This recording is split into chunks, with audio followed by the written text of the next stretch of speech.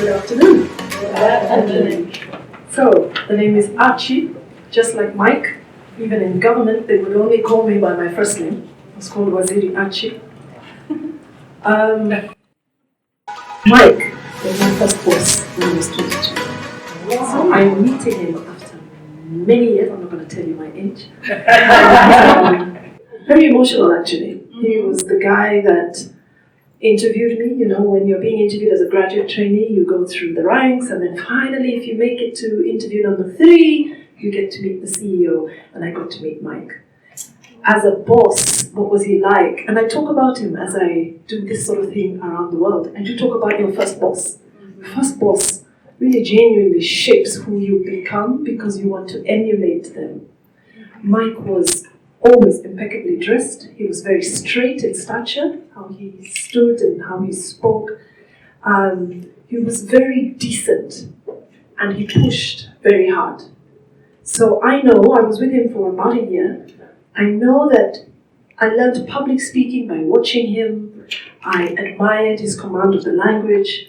I liked that he gave girls a chance, because way back then, and I'm not giving you my age, way back then, it was all the guys. It was all about the boy. The ladies, we were still holding back. Not so much, but we weren't as forward as the women are and the girls are today.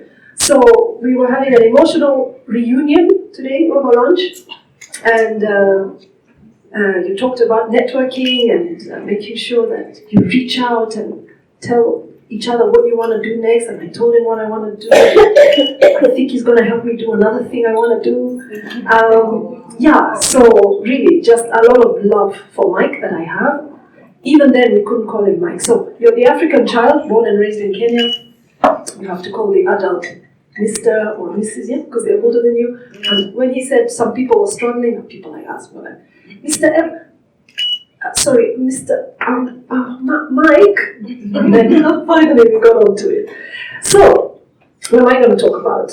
We're going to talk about superficiality. Did some of you listen to that video that I did many months ago? I don't think everybody did. So The C members did, but it was a homework. It was homework. Okay. So the story is a little bit about. Before I get into my talk, I'd like to introduce me so that maybe the talk also makes sense as we go along. I've got 45 minutes. I've got my clock here. I'll do the best I can. Graduated from the University of Nairobi. Economics, up class. I also want to say that when I'm standing here talking, somebody that is my child is also in the room. And it is that child's first time to see their parent do this thing that they always see me dress up and do. Child is dying of shame, by the way, as I out said child.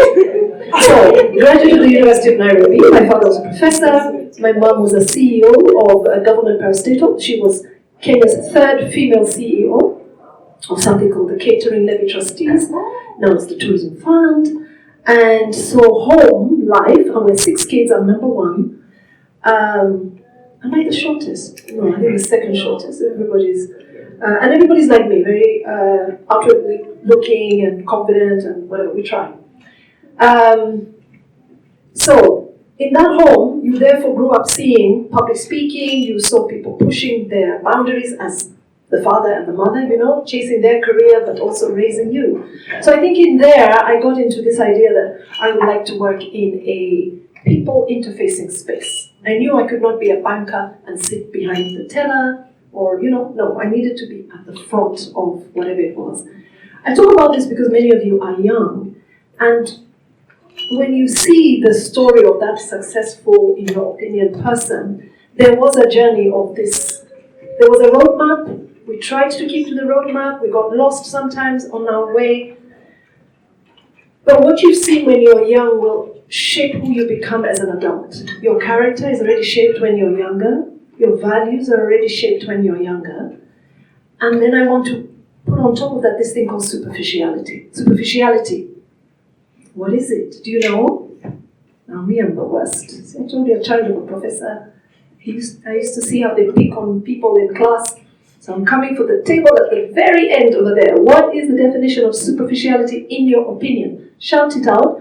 Beautiful table of ladies. Talk to me, and I won't move till somebody speaks. Table at the end, extreme left for me. Superficiality. Superficial.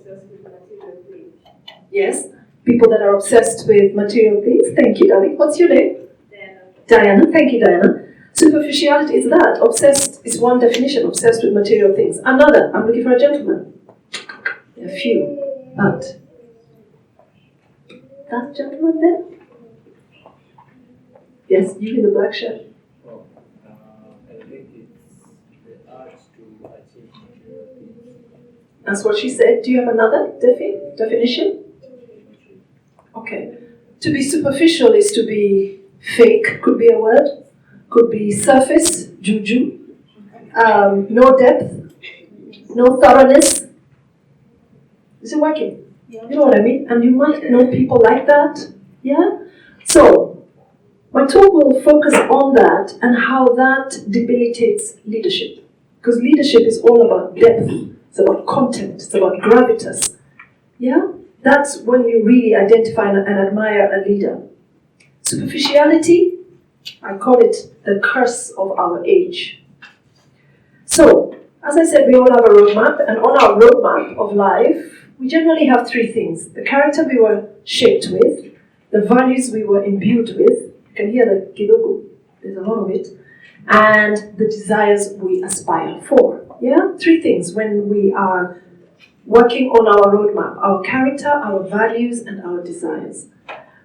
Sometimes it is very clear what we're doing, and there are other seasons it becomes a little bit blurry, and all of that is okay.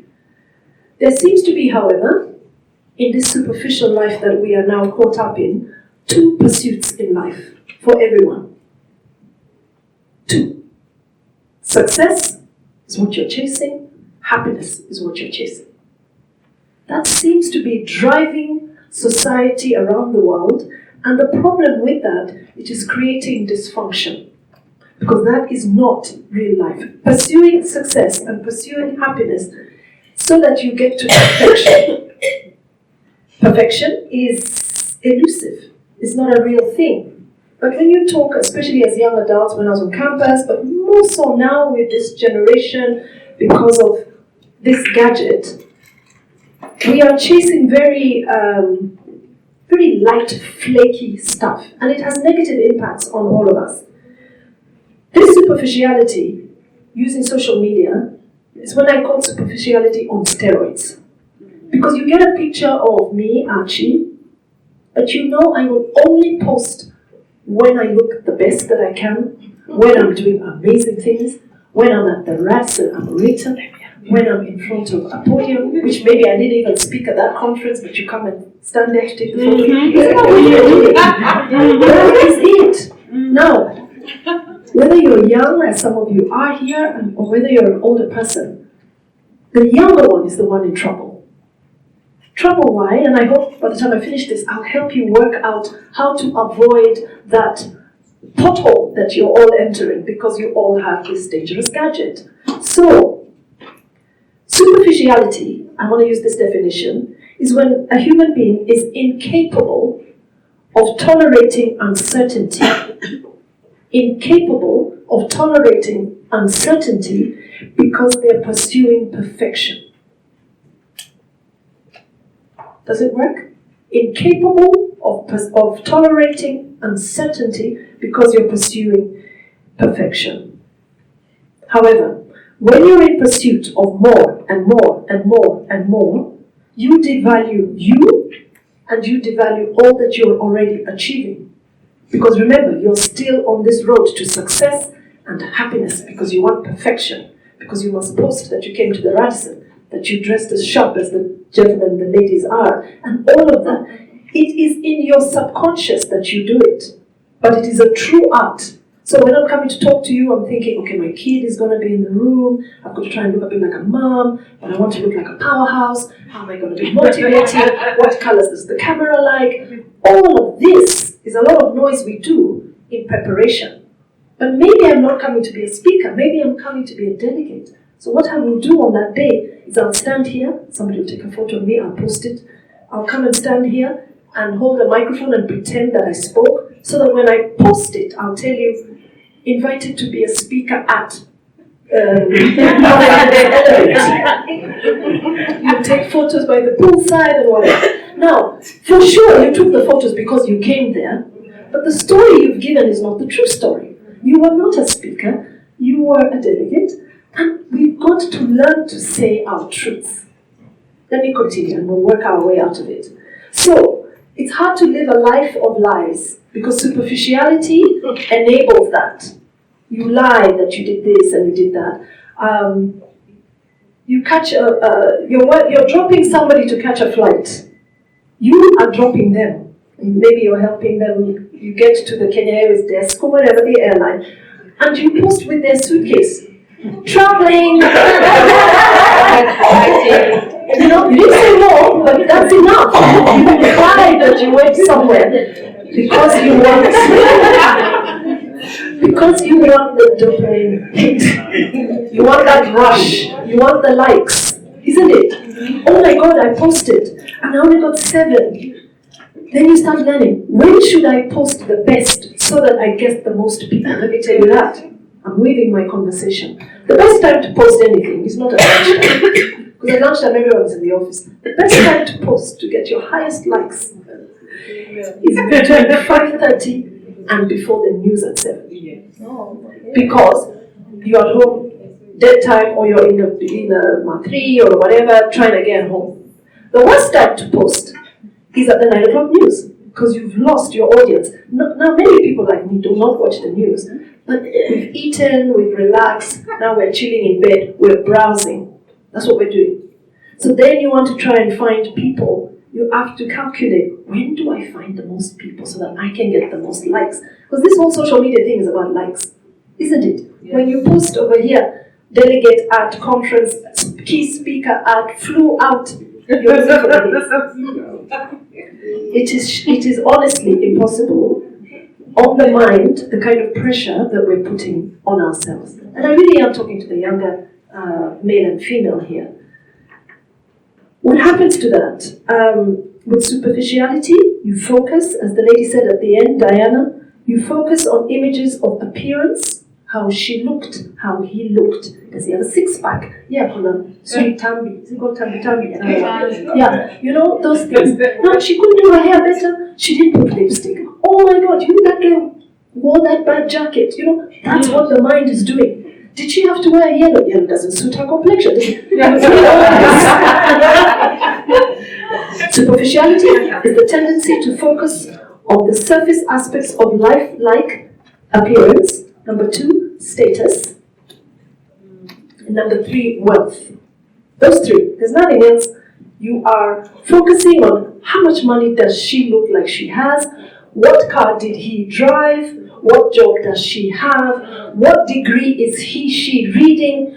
Did he make it to an internship? Did he get an attachment? You are pursuing an image of yourself and of others. What does this lead to? Dissatisfaction, loneliness, anxiety, sadness, anger, inadequacy, low self-esteem, shallow relationships, disappointment, unfulfillment. Basically, you're operating at the lower frequencies of life. Those adjectives that I've just used. Very difficult, heavy words. I'm even changing my tone as I speak because it's heavy. It creates doubt, insecurity, anxiety, can go into depression and illness. Because we are pursuing success, happiness, we want perfection, so we only want to concentrate on image, on wealth, and on status. Toby Tambo is looking for someone. Okay, so you've lost sight of your roadmap. Remember the roadmap that had 3 things. It had your character, who you are, your values, and it had your desires. But because you're caught up in this superficial world, your roadmap now starts to look fake. You're a student you're a quantity surveying student, and you're a female, but you also want to go for all the modeling shows, or you want to go for all these beautiful things, and it's not quite where you want to go, but society is pulling you, not society, social media is pulling you left, right, and center, so you're losing your path. You're caught up in the mediocrity, in the waffle. Does that make sense? Now when I speak to the students in the room, but they're adults like myself who, even when I was shaping this thing, I thought, yeah, Achie, are you guilty? Yeah, pay attention. Yeah? It is a problem, this thing. However, if you watch me on social media, there is nothing I post about myself except my job. I chose not to post about my lifestyle. Especially when I got into government. I live a totally different life from how I am as a government officer. So I chose it, but then I was an adult. I'll also say that at that time, go back into my life story. So I finished at the University of Nairobi, and we call ourselves comrades when you come out of that uni. And then I joined Computer Application Limited, worked for Mike for a year, and then I found a newspaper advertisement in The Nation, and there was a job for Gillette International, you know Gillette, the shaving brand for men. And then I joined Gillette, the job was in an industrial area, and the advertising agency for Gillette was called McCann Erickson. Yes. So I wanted to be, I could tell, remember I said I wanted to be a people-facing thing. I could tell I didn't want to be behind the scenes. So I was a graduate trainee with Mike, a graduate trainee again with Gillette, and then I went to McCann Erickson, and there's something called an account executive. You have clients. So Gillette became my client even though I was employed by them. East African Industries, Toyota, Barclays Bank, etc., etc. I climbed the ranks. One day we were launching Lifebuoy. Remember that song? It's still there. Yeah, Lifebuoy. The launch was at Serena, and on the steps to where the event was going to be held. And I was a junior officer, so you had to do the hard work. Put up the posters, make sure this thing is up. Blah blah.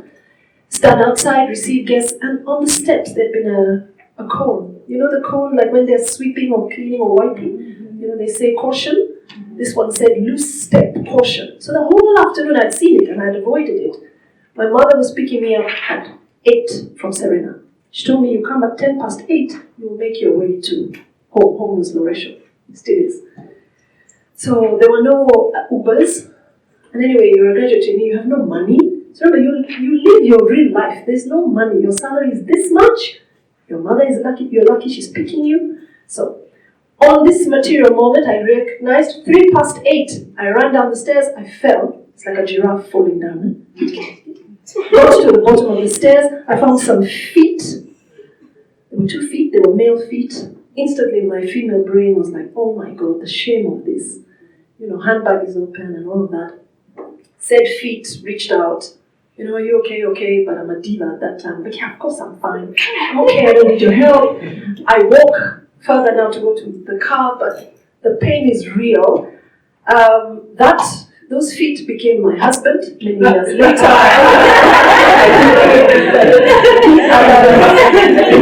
And the walking that I did to the car, from the Serena bottom of the stairs to the car, I ended up breaking my ankle, and I was on crutches for 6 months. Ooh. This is how the feet could entertain me, because I was now at home, couldn't go to work.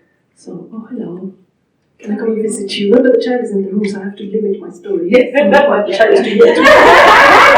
But anyway, so that's how I started dating and then married this gentleman, and I'm still married to him. So, I laugh, it's funny. So, ladies, be cautious. You never know, the young ones who are not married. Just be good, you never know when they show up. Gentlemen, bring your A game on. You never know, she could be in this room. So, on the way to your roadmap, society is getting caught up with these pitfalls, and they are creating a mediocre society, because we're very shallow now. I want to talk a little bit about social media. Social media to me is the biggest enhancer of superficiality. It is. Because when I was young, we didn't have social media, we didn't have mobile phones, yeah? So your life was truly the girl you're with, the boy you're with. That was our universe. Or where you lived in shags or in the city. That was your world. The lectures at the university was the hottest thing ever because you met new people. But there was no other place to, and then the news, you watched the news on TV. So life was fairly limited, but we loved it. We didn't know different. There was no other option. Social media, I think, is the beast you are fighting, you, especially the young adult. It is coming for your sanity. It is damaging your peace of mind because you're trying to keep up with Caroline, who posted at Radisson, or Diana, who's posted at Radisson that she was here. You were not. You were at home that day. You didn't have 3,500 shillings to pay for this training, which is totally understandable. Social media is coming for your mental health. It is a detractor from your roadmap. The lady with the mustard scarf, what are you? Are you a student? What are you? Entrepreneur? Business lady? Interested member of the public who wanted to learn about this course. Is that a fair assumption? Or tell me who you are. Tell us. I'm a CE member who's trying to grow myself in so many parts. I'm trying to be aware of so many things. Personal and that. Okay. Personal growth. Personal development. Yes. Yeah, I'm also on that journey. Yes, for sure.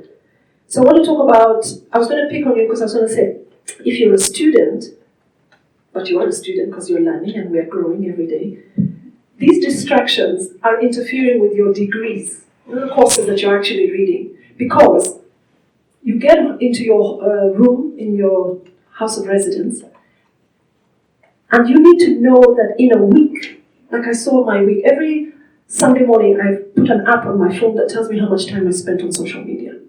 This last week, do I say it? My child will look at me badly. I just spent so much time. Social media is WhatsApp.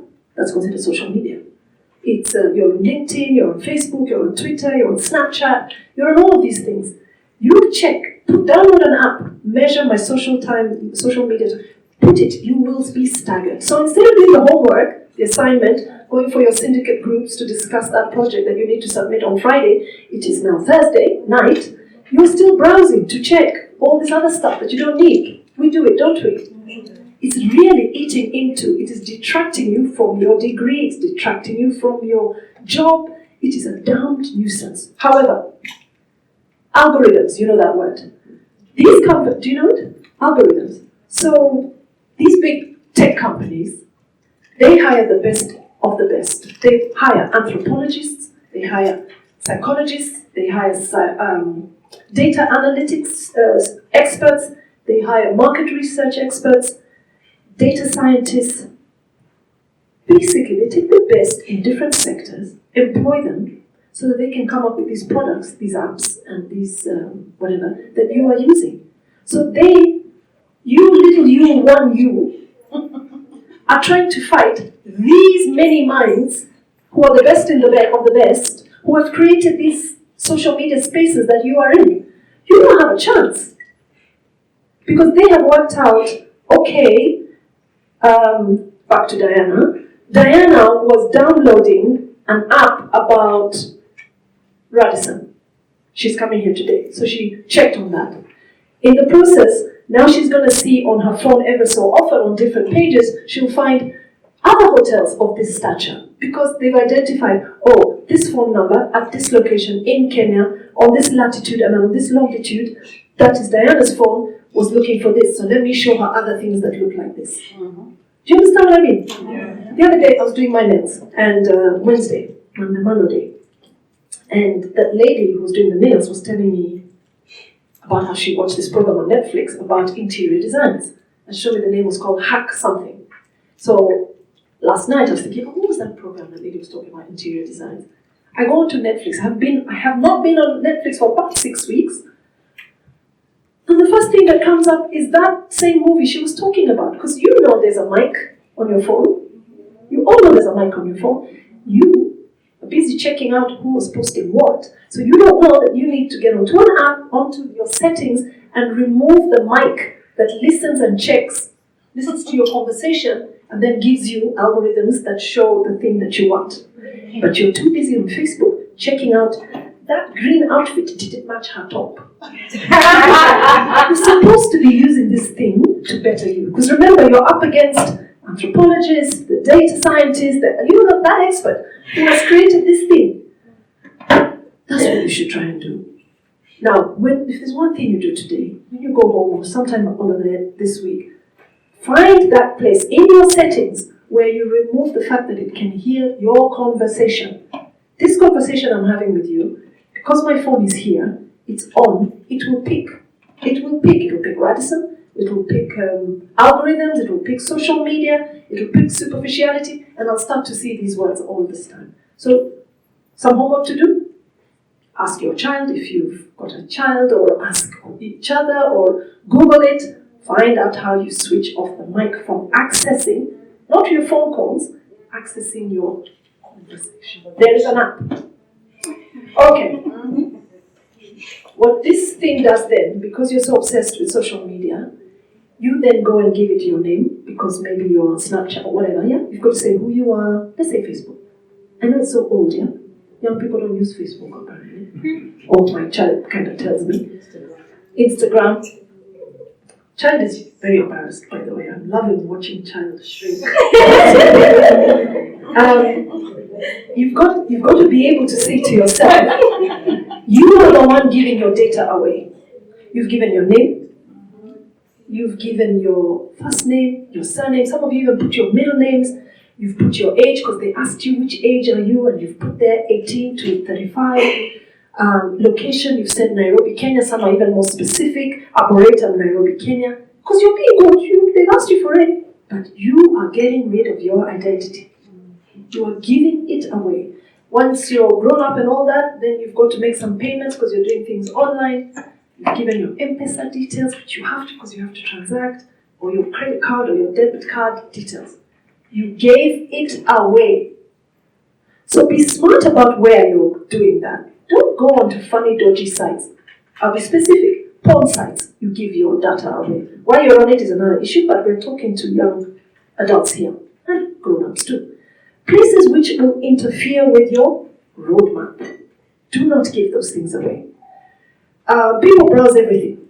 I've talked to porn, I've said the word porn, and this whole room has frozen. Me, I've lived abroad for long. I've accepted if you don't tell people, then they don't know. You know, my African culture, we hide some of these slightly untidy issues. And then when our children or moo friends or get into trouble, the chances, nobody's head. Child is shrinking as I'm talking to you. Anyway, let us focus on superficiality. Let us focus on making sure that you don't give away your identity easily and carelessly on social media. It will come to haunt you. Young adults, value the amount of time you're spending on social media. It's detracting from your roadmap. And the last one I want to touch on is you will be applying for jobs, etc. in time, or you're already in jobs. Even the government of Kenya checks your social media page when we're about to hire you.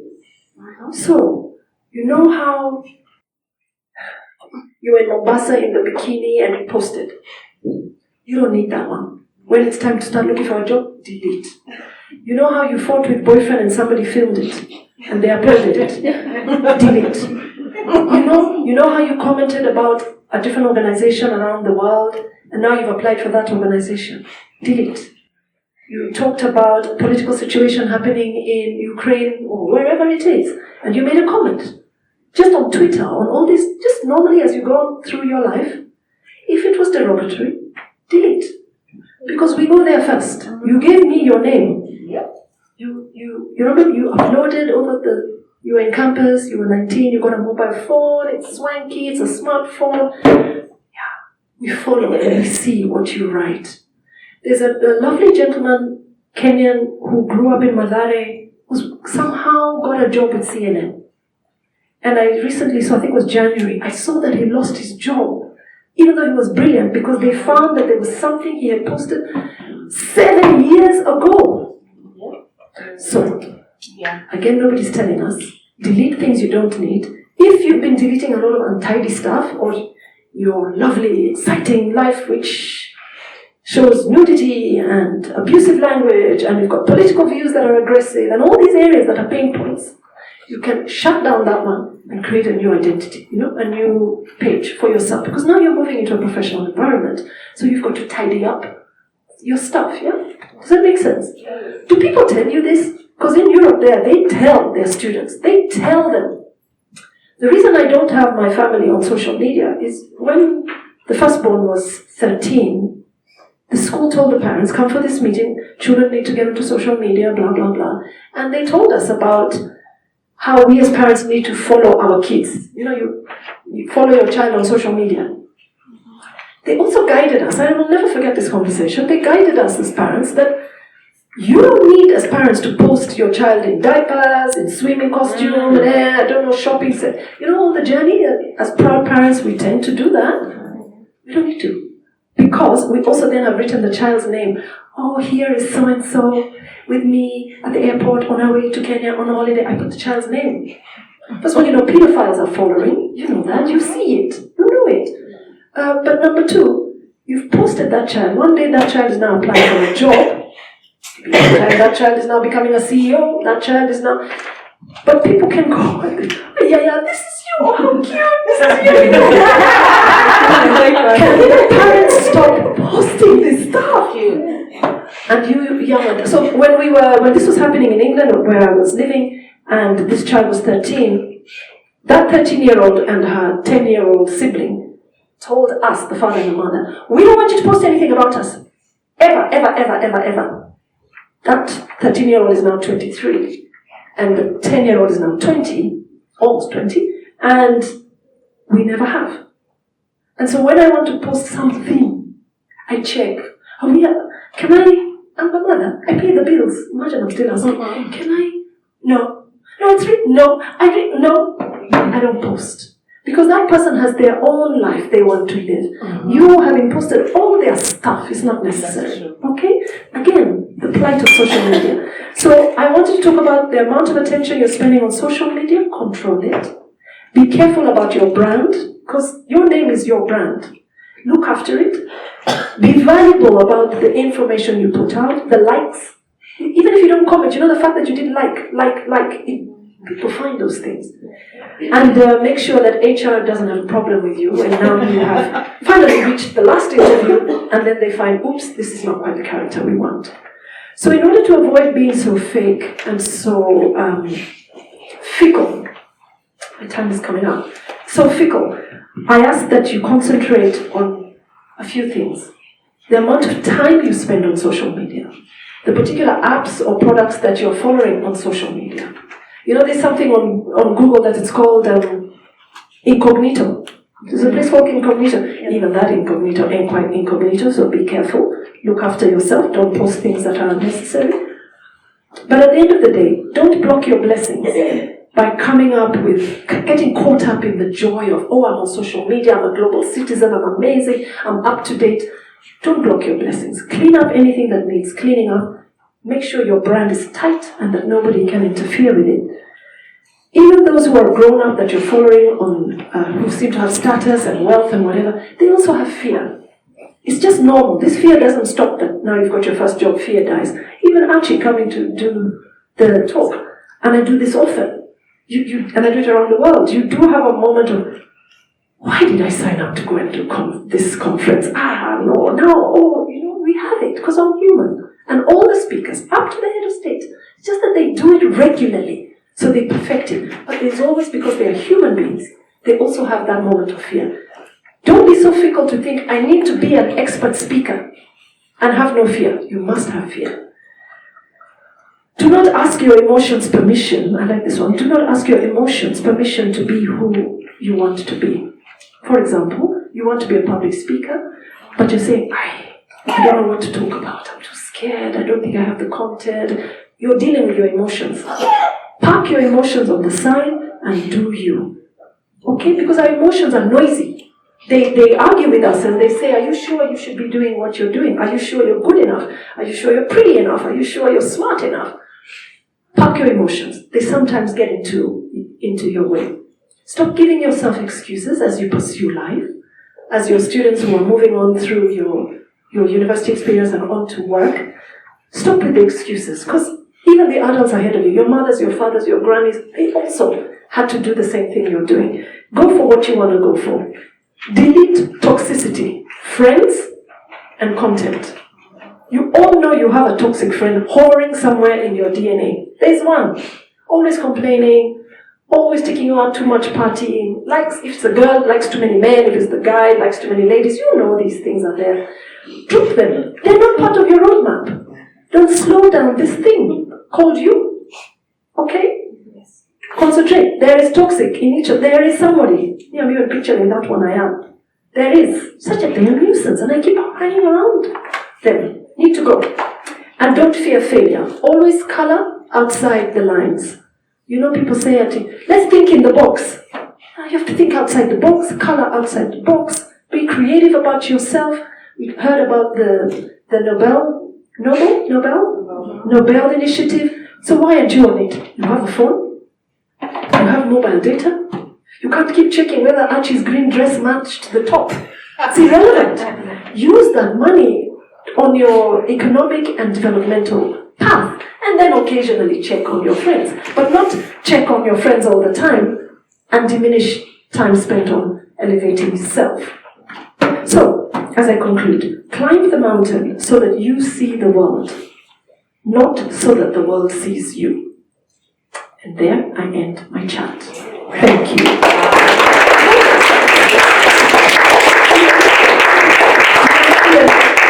Can I invite you for Q&A? Yes. Is that okay? Sure. Yeah. Let me tell you. So, one of the things I know is that when I'm in Africa, and in certain countries in Africa, the audience never asks questions.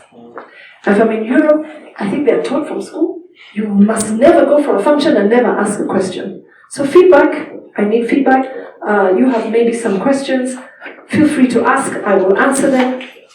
And as you're thinking of the question, I then joined McCann Erickson in Kenya, moved to McCann Erickson in London, went to do a master's, because I'm African and I don't know, we have to keep reading, so I read, I did a master's in the UK, and then I joined another agency called Leo Burnett. Leo Burnett was out of Chicago, so generally my life has genuinely, and I'm blessed and I'm grateful, always been in aeroplanes. So then I worked Chicago, moving back and forth. Then, I've been married now 4 years, it occurred to me, through my mother-in-law, that perhaps you can have a child. You can't just be Justin. You must hatch for it. And now when you're a young girl pursuing your career, you think you've arrived. What is all this about? I'll have it when I'm ready. It's coming. Those who have not had kids, it's coming. You have a hubby, you have a mom-in-law, it's coming. Or you yourself, you desire a child, it's coming. So then you've got that other thing happening, because you're also doing age. So now you're moving on in your journey in life. So I had child one, and then went back to work. I had child two, moved to another country, lived in Holland for 10 years. It was fantastic. Moved back to the UK, did a stint in Bahrain. Now I live in Egypt, and I keep coming to Kenya, and wherever the work or job that I pursue takes me. It sounds very glamorous, and it is a very, very fancy life, I will say also. But in and of that, there's also the pain, the frustrations, the fears, the anxiety, the will I make it, am I good enough, all these things that a young adult feels, the adult also feels. Do I want to stay in government? Where do I want to go next? Will I just retire and be a boring woman? You know, all of that. It's normal. It's very normal, and it continues. Why I want to say this so many times to the young one, to the younger adults, is it just keeps, with all ages. You know, everybody's pursuing a dream. Everybody wants to do more. I want to do more. You want to do more. It doesn't stop because you get your first job. Okay, while I was chit-chatting about me, you're going to ask me some questions. There will be at least, because they're mostly women, there will be 2 questions, unless I've fully answered everything. Take. What's blood? Alright, question. Nothing? Life? Good? You understood? Please tell me your name as you ask. My name is John. Joanne. Yes. Thank you, John. You've talked about elite toxicity, but kunahi when it comes to family, you know. I've dealt with so many adolescents, but when it comes to psychosocial support, there's no point in be adolescent, get out of your parents' home if they're toxic. Because at the end of the day, hakuna penye naenda. No. So, how do you come about such? It's very true, and it's rampant actually, because young adults are complaining that the parents are always on their social medias when they're at home. Parents are also out a lot. The kid is left a lot with workers or nobody. What do you do with that? Sometimes it's about the school. It's about the school being the only safe place this kid can go sometimes. So that in that school, I don't know about the Kenyan school system, the Kenyan education system. Do we have counselors in those schools? I want to suggest that no, not always, or not all schools, but it's also about the adults, the relatives of this person. I'm using the Kenyan example. The relatives of this person identifying that this child is suffering. But what we do a lot in Africa is we hide the problem. The child is too scared to talk. When the child gets somebody to talk to, the person they've talked to still leaves them at home. And it's about taking the case up to child services in Kenya. And we are afraid of doing it. I've been in government, that institution exists, that department exists. They just don't get enough people, or when people come to them, it's when the situation is so bad. That department exists in the ministry. And we need to feel, at least once we've tried there and we've got a shut door, you say something. Well, most people have never reached there. Child Protection Services, Children's Department, it exists. That's where I would say we go. When all else has failed at the community level, at the school level, trying to talk to the parents has not helped, some adult must be brave enough to go to talk to the Department of Child Protection Services. And most people have never been. Don't know the phone number, don't know where that office is, and there's one in each county. There are 47 counties. So we try. Child protective services are there. Yes. They're not a bed. No. I can take a child there, but at the end of the day, atafukuzwa nyumbani. The child has to go back home. If I take the child to a safe space, it's not a guarantee that atakaa hapo for a long time. Sure. Yeah. No, it's not. And around the world it's the same. Because many times we see it in the US and the UK that the child was taken to these places, put in foster homes and struggled. But we haven't, what I find most is that people have not even reached. So I think it's community. There's this Nyumba Kumi thing that goes on in all counties have them. Miji Kumi? Yeah, that is it. There's a place to start the conversation. There's also the in the counties, there's a Department of Ministry of Education. There's that.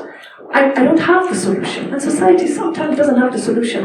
But we can't give up. I don't have the foolproof idea of what should happen, but I do know that 90% of the problems people have not even reached the government institution. Most. So, thank you, Joanne. Another question? Yes. Gentlemen, oh great. Cornelius. Cornelius, go for it. Yeah, so my name is Cornelius. Yes. Allow me to ask a pretty much personal question. Go for it. First, I admire your depth. All right. I admire your depth on life issues and how you extrapolate the issues. Thank you. My question goes to, now going back like almost probably let's say 40 years back when you were a young lady. You're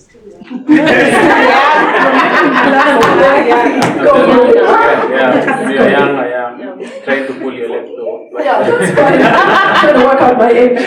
Go for it. So there are things probably you'd regret that you were doing at a particular time, and probably you're seeing almost every young person, both male and female, repeating the same mistakes. Thus again, I also want you to tackle a bit of what has really catapulted you to the level that you are in right now. Probably if you be generous, give me at least 3 points. Wow. Okay, that's great. First, you're witty, I like. There was what has catapulted me to where I am, and I'll give about 3 points. And the other one was, remind me, the first one? Like your major regrets. Oh, regrets, yeah, regrets. Try not to see them as regrets. But I can only say this sentence because I'm older. At that time, I damn regretted them. First regret, I regretted that when I went to university, it was, so in President Moi's time, us at the University of Nairobi, we used to do demonstrations all the time. The food in the cafeteria was supposed to have chapatis on Thursday, and I remember it was Thursday. And then you go that day and it's ugali and I don't know what. Students, you know what you guys are. We would go on the street, we would stop traffic. There is no movement. People cannot get home at 5 because it's called CCU. Just open at 6. We were not jokes. Okay, I was a good kid. I wasn't doing it, leading it, but I would be like, but there's no chapati. So we used to do all of that. So the former president, we were controlling the CBD and really the pulse of Kenya with our behaviors as you do as a young adult. And we were quite disruptive, throw stones, break windscreens. It was all very dramatic. But you're young, testosterone and attitude and whatever it is you have at that age. A regret I have is, at that time, President Moi closed the university for a full academic year. And so for a full academic year, if you were in year 2, you just went home for a year. And you didn't come back. And I was still in high school though. So then finally, after I think 2 years, he decided, okay, so now when you finish high school, people were staying at home for a year. Because remember, there's that guy who stopped the first one, he has to finish a year before the next one starts. Does that make sense? Mm-hmm. You've closed year 2. I'm in year 2, you've closed it for 1 year. Meanwhile, somebody finished high school. So this high school person should be joining campus, but can't join campus because this other guy hasn't been to school for a year. So this guy would have to stay at home for a year and then join university. So I have to stay at home for a year and then join university. And that was the ripple effect. So it was something called the double intake that was introduced in the country at that time. So this particular year, the president said, all those students who stayed for a year, your time is up, now come, you finished a year at home. And all of those who have just finished school, join. So between high school and university, I had 3 months. I was hoping for 1 year, 3 months. I don't know what to do what. There was no gap year. I think I was just going to run around and be useless. But, so now you had 2 academic years in school at the university at the same time. You know how we are. There were not enough chairs, there was not enough this, there was not enough that, whatever. Also, it meant that I had passed to do law, and because there was double intake, they could only take a certain number of lawyers. So they put the point up, and I missed it by a point. I qualified to enter to do law, but now you've got double years in, and they can't have this many lawyers in the classroom. So they just said, no, everybody who's got X point comes in. So that's a regret, because then I didn't become a lawyer. That thing hurt me for a while, huh? Hurt me for a while. Then my father was a professor at the same university, so I'd go to him and say, can't I go abroad? I want to go abroad. My friends are going abroad. I was at Loreto Convent with Sangari at that time. And he says, you're the firstborn of how many? 6. You're not going abroad. So I changed and I went and did economics, literature, and I don't remember what. Then I dropped those other 2 and I stayed with economics. That's a regret. Another regret is... this is to do with women. As a female, I know I've gone over my time. You flag me when you want me off the stage. So I'm doing my career. Javi is also doing his career. 2 minutes. Okay. So we're both doing career. But then I have to stop to have children. And I'm in Europe where we don't have house girl or, the helpers to raise your family with you. So guess who has to leave their job? It ain't him. It's me. That thing also stung. It really stung because I come from Africa where women empowerment was the big agenda. We have to keep working. Your mother is telling you, what? You need to sit in the house, and you're scared of it. And it was awfully scary. So those I can't, now I don't call them regrets, but at that time that was how I felt. I regretted not going to law school. And I regretted having to stop my career because I had to be the one to have a baby. I'm telling you, I used to have conversations like, why can't you have the baby? Now I'm asking the man. It was very hard. That's why I do. Because I stopped my career, it meant I didn't pursue advertising going forward. But God also opens other doors. Or life opens its other doors. Remember my roadmap. I want to be in front. I don't want to be at the back. So I think it was just delaying my plan. But I got back, because I remember I still had my roadmap, and I got back onto it. This word, I keep using roadmap. Don't lose sight of your roadmap. You fall into a few pitfalls, but get back. What were you about? Your character, your values, and your desires. What catapulted me to be here, as I am now? Age. Obviously, I've lived, so I've done stuff. So finally I can come and talk to university students and more. Desire. My roadmap, I really wanted to live a global life. I saw my parents traveling a lot. I was lucky that the feet I fell at was also pursuing a global life, so we went. He was working for Unilever, so we went to London. So I think age, with time, these things come. But also keep clear, what is your map? If you don't know your map, start to think around it. What is it I want? And this map has two issues. It has your career, your professional side, and it has your personal side. Do I want to be married? Do I want to be single? Do I want to be a single mom? Do I want to be a mom in a marriage? You have to think concurrently. Not career. Oops, oh, damn, I don't have a wife. I don't have a husband. No. They go in parallel. That's what I wish somebody told me. They go in parallel. Also, mostly, not only for the ladies, but let me focus on the girls. Don't aim low for this guy. And I say it and it sounds fickle. Because when we're 25, 27, 28, I don't know, we feel, oh my God, time is finishing. I've got to just marry Njuguna. He's here. I don't really like him, but I want to be married. That thing comes. That moment comes in our lives where you just settle because it's time. Relatives and shares are waiting. The in-laws, all those things. So don't settle. Because a life partner, you're pursuing a life partner, you can't shukisha it easily halfway because maybe you had kids. So make sure this person you choose to invest your seed in, this is sorry, bit graphic, but you are the man. You have your father's name. Carry your father's name with pride. Keep it going. And for the girls, my father's name is why I double barrel my name, Ojany-Alai. Why would I use that name? It's my brand before I found Alai. And it is my identity. Because when we get married and you remove your father's name, it takes us girls a moment. Oh, some are married here already. Like in Holland, it's law. You have to keep your father's name. You double barrel. So when I say Ojany-Alai, I put a dash in between. That dash means she's born of this man and married to this man. Does that make sense? That's what the double barrel means. So you don't say Ojany-Alai and you leave them as separate words. You put the line in the middle, the dash. Then people know this is the father, this is the husband. Also, because divorce rates are high, you can then just remove and take this one. That's the reality. That's what the Europeans have worked out. Because my file is Ojani at ID. Then I want a passport, you go to immigration. It's Ojani. Every Kenyan's file is under a male. So you're under your father's name. When you get married, again, it has to. You leave your father's file and you go to your husband's file. Did you know that? Now you do. Things to do when you grow up, changing some laws along the way. But Kenya is very, very progressive, I will say. In terms of laws, we are very, very progressive. So I think catapulting is, I've lived a little longer, I've done stuff. I'm also on my roadmap. I don't let it distract me too much. But sometimes I do get scared and sad and angry and frustrated. But I always remember, oh yeah, what did I want to do? Yeah. What else can I tell a young adult? Tell me something you want to know. You can't ask your dad, you can't ask your mom.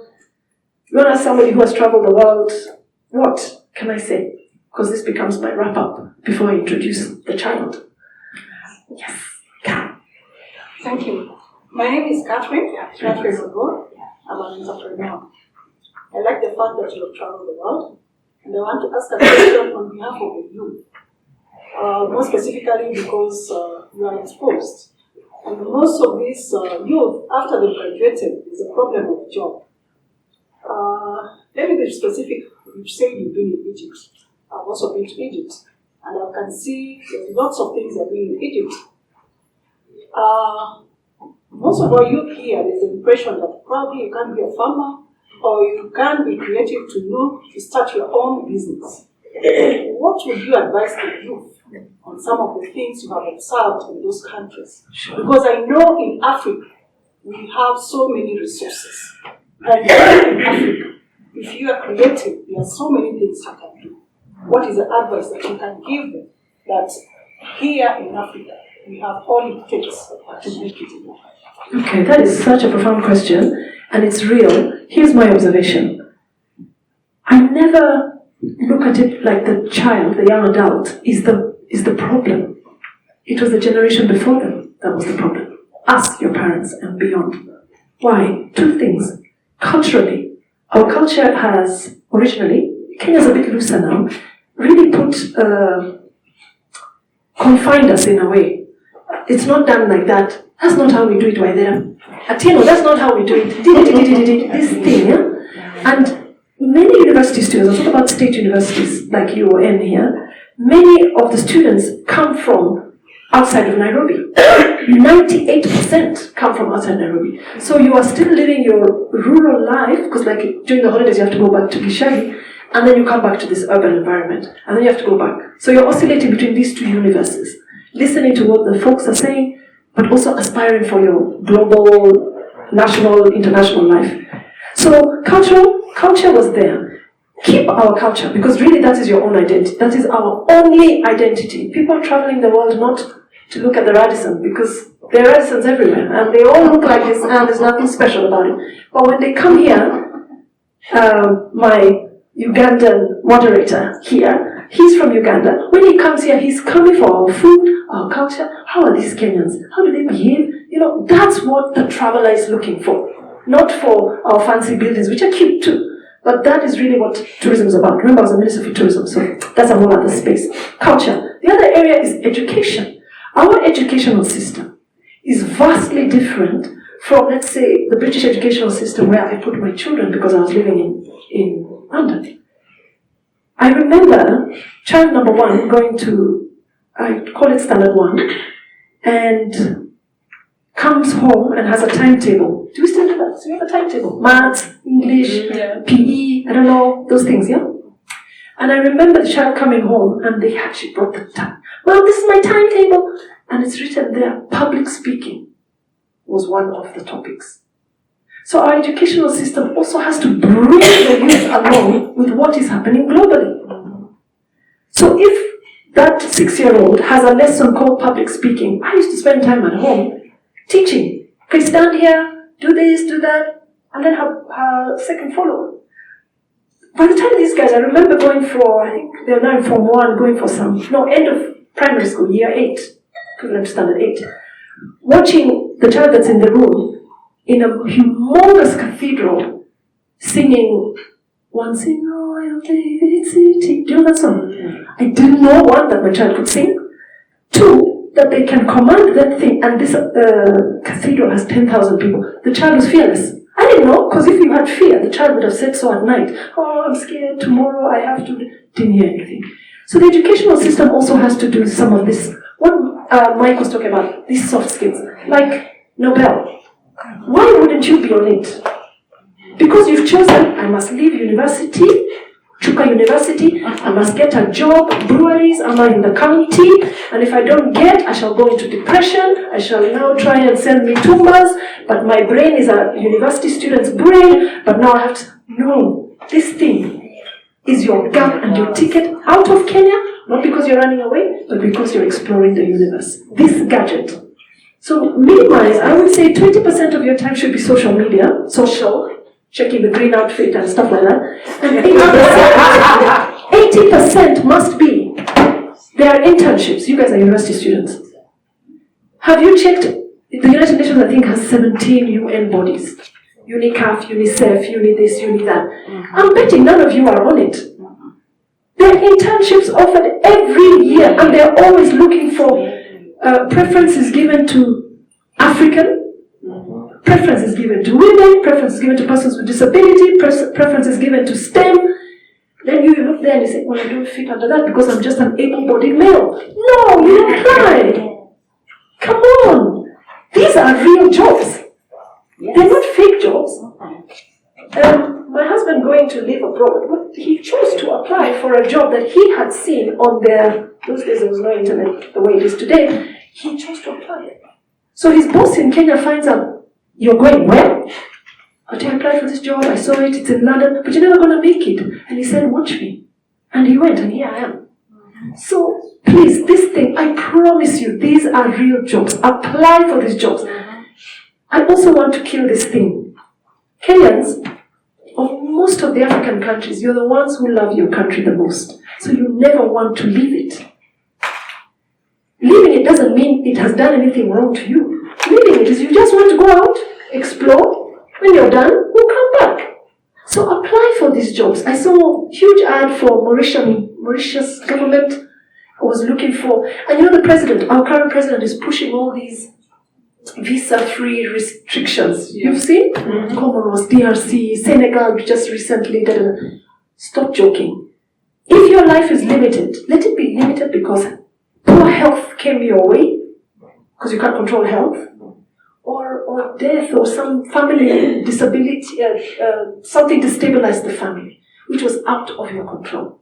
But you, the grown kid that made it from primary to secondary, smart enough to get into an institution of higher learning, your parents are paying or the state is paying, and then you wobble when you graduate, I have no time for you, because this thing, you have it. Go on to it. UNICAF, giving scholarships for master's program. Yeah. You can see I'm getting angry. Yeah, it's all right. And that is why they don't have so many Kenyans outside. But also we never left because Kenya was good. We didn't have a war. We've not had. So this has been a very stable country. But when you go out there, you meet a lot of other foreigners, mostly because their countries had a problem. But now, our president is pushing international jobs. I think he told us about 250,000 jobs in Germany. He's still waiting. People are not applying.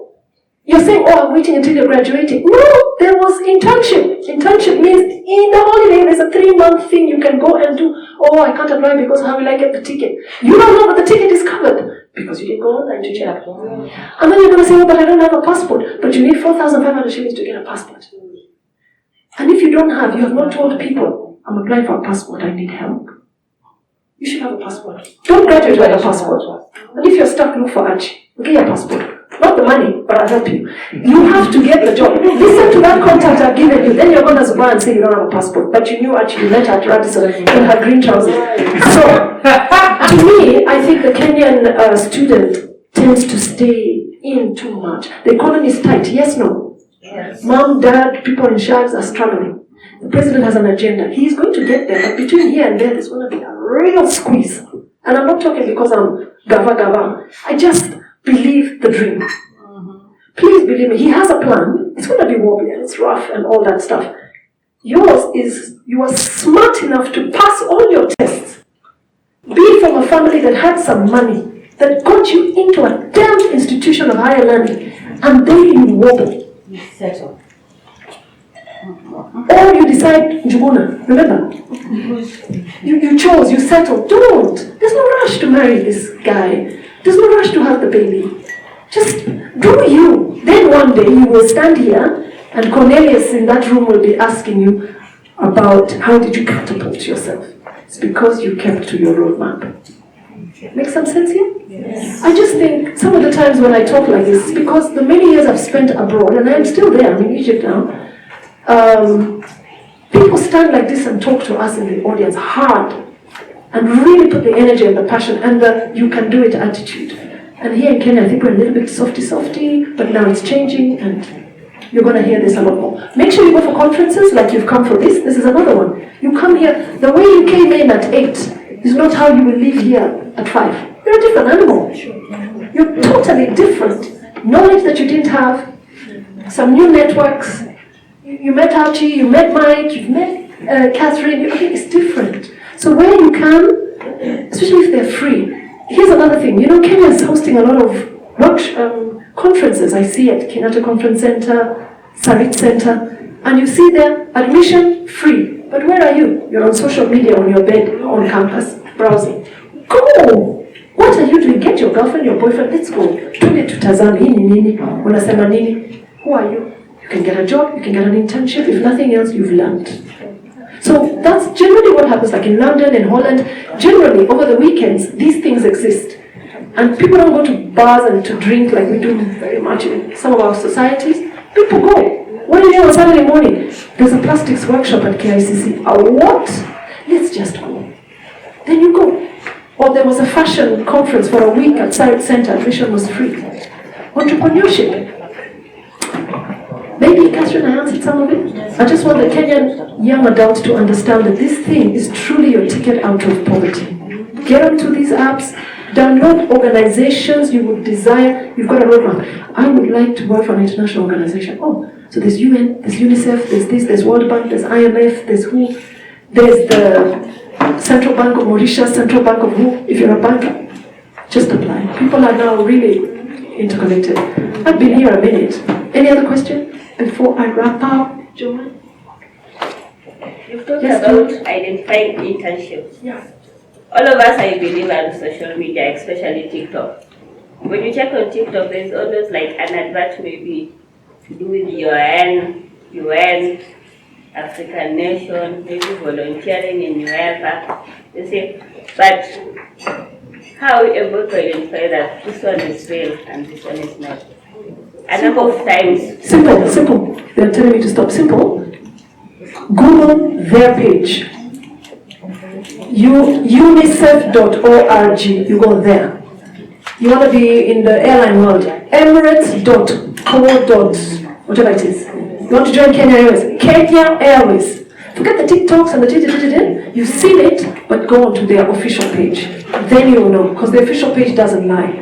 Somebody in HR has posted that particular role. So go on to see it wherever you see it, but get back onto their official page. So, is that okay, John? Yeah.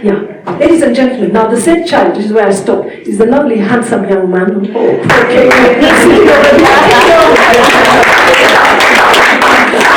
So that's child number 2. Thank you so much for the privilege of talking to you. I hope I've elevated the conversation and opened your mind.